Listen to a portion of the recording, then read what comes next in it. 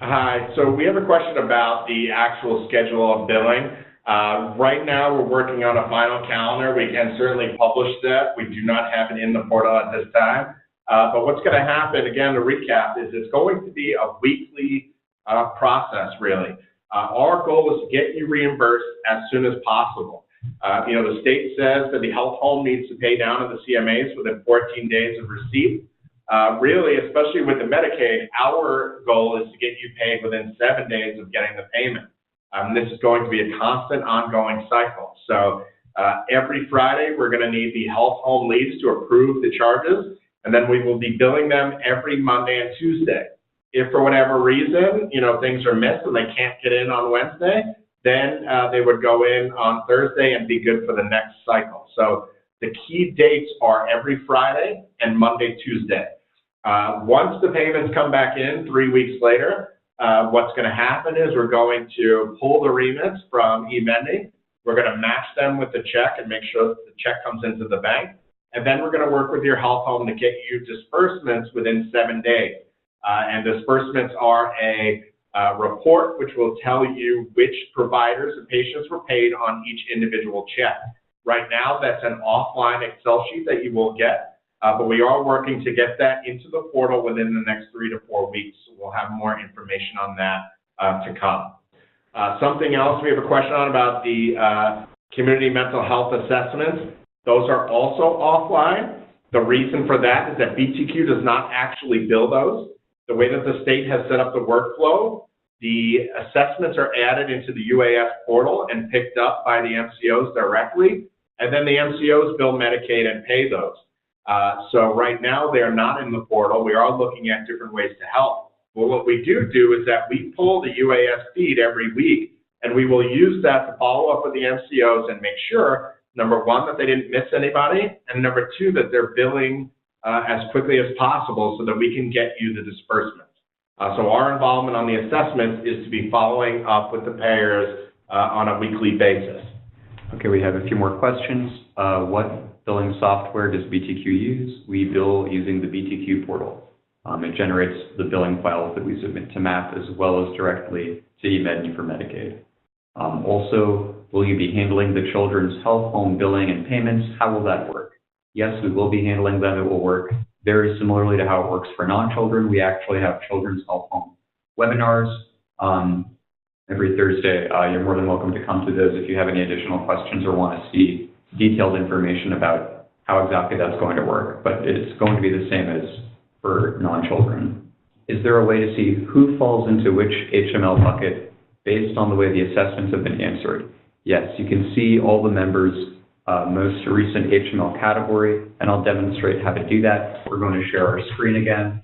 All you have to do is go into Patient Management, Patient List, and then download CSV and Enhanced Roster, and it's a field all the way over to the right called HML category. We also break it up by HARP versus non-HARP. So for example, you'll have HARP low and non-HARP low. I'm just going to open up the file so you can see it. I don't know if we have anything populated here in the test environment, but it's right over here, HML category. And also, since we're here, right next to it is Medicaid eligibility end date, which is very helpful. It tells you the prospective date when MAP believes the member's Medicaid eligibility is going to run out. So you can see whose is going to run out this month, or next month, or 3 months from now, or however you like. I have a question about the write-offs. The write-offs at this point, all of the health homes have insisted that they get approval from the actual CMAs. I don't see anything changing there, but write-offs are really a last resort. We rebill everything many times in some cases to get things paid. However, I do want to stress that that really has been an MCO-related problem. For the most part, the issues with the MCOs is that we do not control when they bill Medicaid.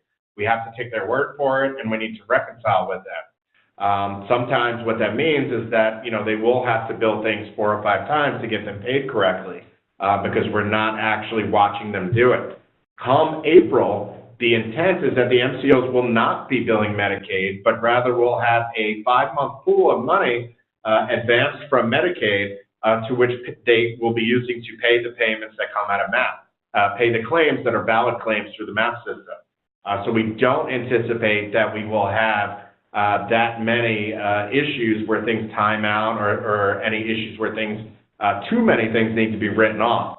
But that approval always comes from the CMA, not the health home, and that's pretty much the way we think it's going to continue.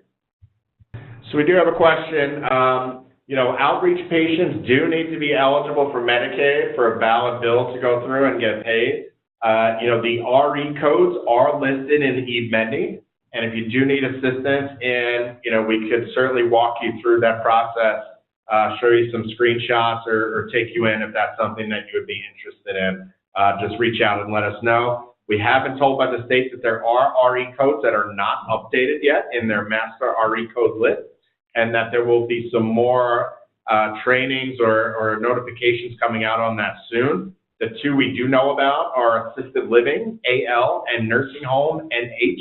They are not eligible for health homes. So if you see those, they will not be able to be paid unless you can get those off the patient profile. Just so everybody knows, there is a list of the specific RE codes. They were last updated by the state, I believe, in May of 2016, but they are listed in the FAQ section of the portal at this time. So we have a question. Can you please review again how to access the detailed report of denied claims, such as missing HML, not Medicaid eligible, etc.? Yes, this is called the Missed Claims Report. You can access it by clicking on the Billing Reports dropdown and then going to Missed Claims. So this will show all of those claims that we could not even bill because we were missing HML, or the member was not health home eligible or not Medicaid eligible, which is a little different than a denial. Denial is once we have billed, but then perhaps another agency already got paid. So here we go. Here's that report again. And if right now it's broken out by quarters, but if you like, you can break it up by months by checking off display months. If the HML category column is blank, what does that mean? That just means that we don't have a calculated HML category for that member yet. We have a question about the billing software. All of the billing is actually done from this DTQ portal. It's been designed to specifically work with the health home program, follow all the rules of tracking and billing, and is very tailored to that program. This is the program we use to submit to Medicaid and the MCOs. So currently, the most recent submission date in the portal is showing the original submission date. We're working, to update that. We really don't have many online resubmissions. Typically, it's dealing with the MCOs and making them resubmit, and we would not update that because we really don't have confirmation whether they did so or not. So we're looking at a way to make that more clear in the portal very soon for the Medicaid submissions. Hi, so we have another question about the timing. The submission report is updated every Sunday. So now the key to whether or not a claim will show up as billed the week before is if everything is done, it's entered correctly, all of the billing rules have been followed, and it's approved by the health home on that Friday. We do billing every Monday, Tuesday, and we get it in for the Wednesday submission.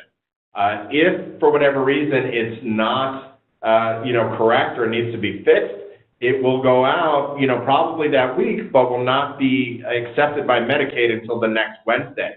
But once we've submitted it, it will update every single Sunday night, and you can see it updated on Monday morning. Again, we are looking at the timing of different reports, what makes the most sense update-wise.